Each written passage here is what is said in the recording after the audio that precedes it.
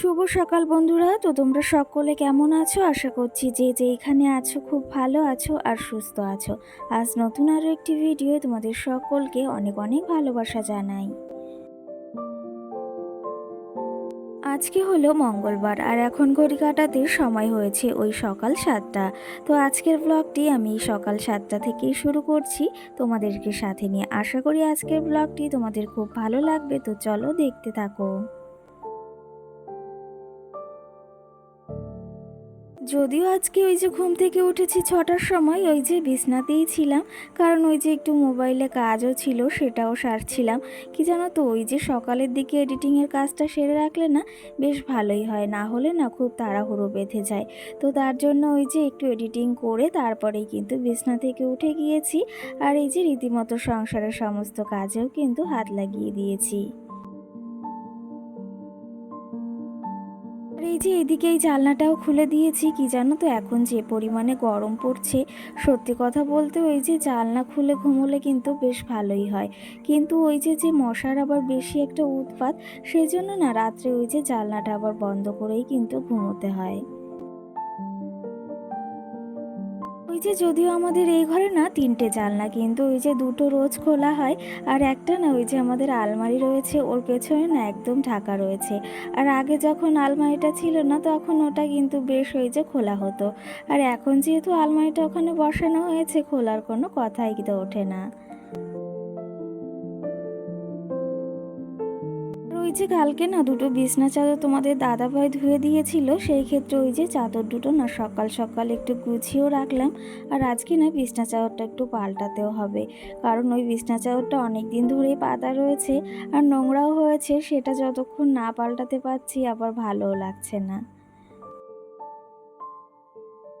বিছনার চাদরগুলো এখন ওই যে গুছিয়ে রাখলাম, এখন না ওই যে আর বিছনার চাদরটা পাল্টাবো না, কারণ ওরা এখনও ঘুমিয়ে রয়েছে, আর এখন উঠিয়ে শুধু শুধু বিছনার চাদরটা পাতলে না ঘুমের ওদেরই সমস্যা হবে। সেই ক্ষেত্রে ভেবেছি যখন ওরা ঘুম থেকে উঠবে তখনই নয় বেশ পাল্টে নেব।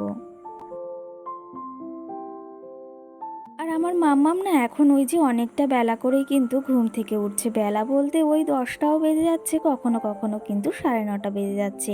সেই ক্ষেত্রে ওই যে এখন একটু কাজের দিক দিয়ে না তাড়াহুড়ো অতটা করতেও হচ্ছে না, কিন্তু ওই যে আবার তাড়াহুড়ো কিন্তু করতে হচ্ছে মাঝে মাঝে, ওই যে আবার বাচ্চারা কিন্তু সময়ের আগেই কিন্তু আবার উঠেও যায়। এইদিকে এই যে ঘুম থেকে উঠেও গিয়েছে, আর আমি কিন্তু ওকে রেডিও করিয়ে দিয়েছি। আর আজকে ওই যে বললাম যেহেতু মঙ্গলবার, তোমাদের দাদাভাই এখন যাচ্ছে বাজারের দিকে, আর সঙ্গে কিন্তু মামামকেও নিয়ে যাচ্ছে। আর দেখতেই পেয়েছো কিন্তু আমাকে টাটাও দিচ্ছে, আর এই যে যাচ্ছে গাড়িতে করে কিন্তু বাজারের দিকে। আর এর মাঝে ওই যে আমার সমস্ত কাজবাজ সারা হয়ে গিয়েছে কিন্তু, আর স্নানটাও সেরে এসেছি। আর এই কদিন ওই যে সকালে স্নানটাও সারা হচ্ছে না, আর সত্যি কথা বলতে সকালে স্নানটা না করলে না একদমই ভালো লাগে না। আর এখন যে পরিমাণে গরমও পড়েছে, আর ওই যে যেহেতু মাম্মাম বাজারেও গিয়েছে ভেবেছি এই ফাঁকে স্নানটাও সেরে নিই, আর ওই যে আবার ঘরের বিছনাটাও পাল্টাতে হবে। কি জানো তো, ওই যে মাম্মাম থাকলে না বিছনা চাদরটা পাল্টাতে না খুবই সমস্যা হয়। সেই ক্ষেত্রে ভেবেছি এখন চটপট করে একটু চাও বসিয়ে দেব, আর এদিকে ওই যে আবার বিছনা চাদরটাও পাল্টে নেব।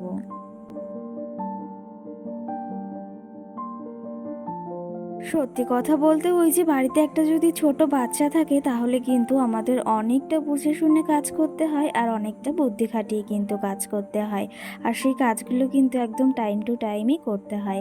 সেই ক্ষেত্রে ওই যে সকালে সমস্ত কাজবাজও সেরে নিয়েছি, আর ওই যে মাম্মামও উঠে গিয়েছে, ওর খাবারটাও এখন বসাবো।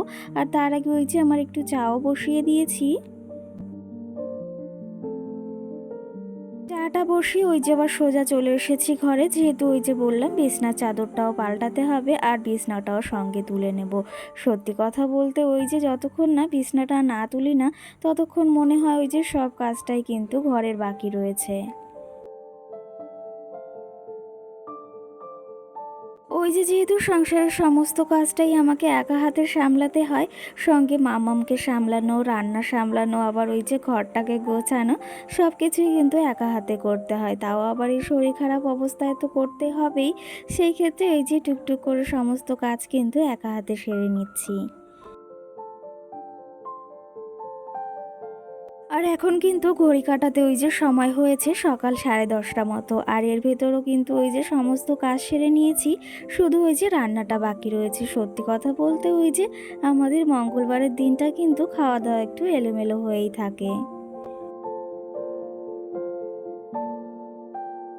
আর ওই যে চাটাও বানিয়ে নিয়েছি, সঙ্গে 3টে বিস্কুট নিয়েছি। 3টে যদিও খেতে পারবো না, সত্যি কথা বলতে বিস্কুটও খেতে একদমই ভালো লাগছে না।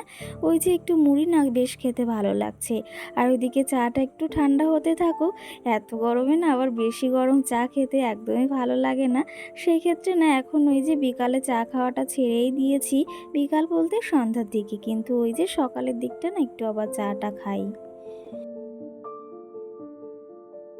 আর এখন এই যে বিছনা চাদরটাও পাল্টে নিলাম, আবার তোমাদের দাদা ভাই আর মামামের আসারও টাইম হয়ে গিয়েছে।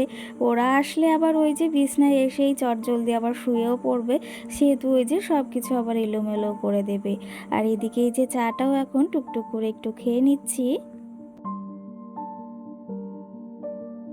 তো যাই হোক, আজকের ভিডিওতেও তোমাদের কিছু প্রশ্নের উত্তর দেবো বা কমেন্টের রিপ্লাইও দেবো। একটা দিদিভাই আমাকে কমেন্ট করেছে যে তোমার ভিডিওগুলো খুব ভালো লাগে, সঙ্গে আর একটা কমেন্টও করেছে, সেটা হলো তোমার গলার আওয়াজটা না খুব মিষ্টি।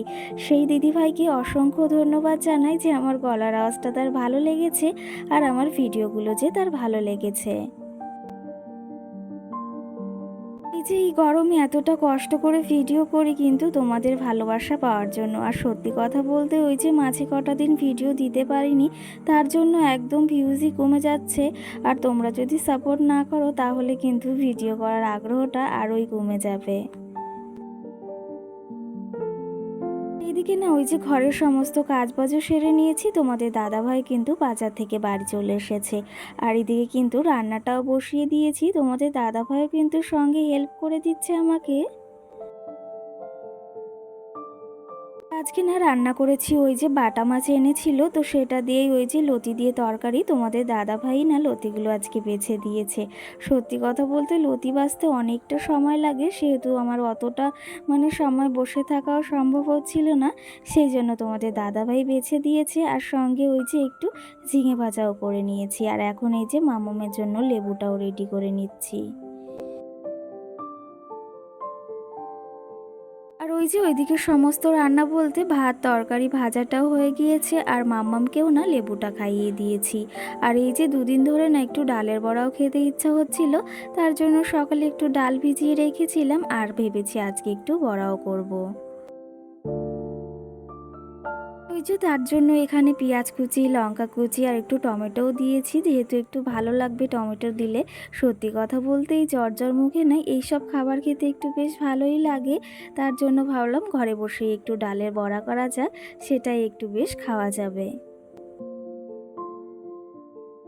প্রতিদিনের মতনও আজও তোমাদের এই কথাটি বলবো, যদি তোমাদের আমার ভিডিওগুলো ভালো লেগে থাকে তাহলে অবশ্যই লাইক কমেন্ট করে আমার পাশে থেকো। আর ওই যে যদি আমার চ্যানেলটিকে সাবস্ক্রাইব করতে ইচ্ছা হয় অবশ্যই সাবস্ক্রাইব করে পাশে থাকা বেল আইকনটিও প্রেস করে দিও। আর আমার যে সকল বন্ধুরা অলরেডি এই কাজটি করে রেখেছো তাদেরকে অসংখ্য ধন্যবাদ জানাই আমার পাশে থাকার জন্য। আর ওই যে দুপুরে খাওয়া দাওয়া করে এই যে এখন চলে এসেছি একদম সন্ধ্যাবেলা, আর মাম্মামকে রেডি করিয়ে দিয়েছি, এখন যাবে ও মেলার দিকে। তো দেখো আমার মাম্মামকে কেমন লাগছে।